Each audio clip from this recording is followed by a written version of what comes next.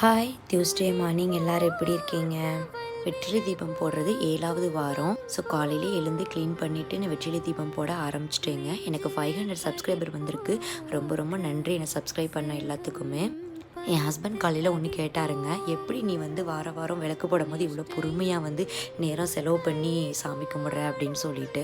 So பொறுமையாக சாமி கும்பிட்றது ரொம்ப ரொம்ப முக்கியங்க. நம்ம எல்லாத்துலேயுமே பொறுமையாக இருக்கணும், எதுலேயுமே நம்ம அவசரப்படக்கூடாது.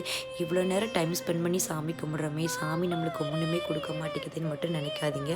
கண்டிப்பாக ஒரு நாள் முருகர் நம்மளுக்கு நிறையா கொடுப்பாரு. நீங்கள் பொறுமையாக இருந்து பாருங்கள், நம்ம வாழ்க்கையில் கண்டிப்பாக ஜெயிப்போங்க.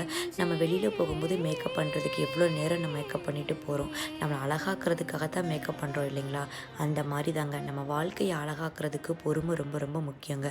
பொறுமையாக இருந்து சாமி கும்பிட்டு பாருங்கள், நல்லதே நடக்குங்க. ஸோ வெற்றிலை தீபம்லாம் போட்டு சாமி கும்பிட்டு முடிச்சாச்சு. பிடிச்சிருந்தா சப்ஸ்கிரைப் பண்ணுங்கள்.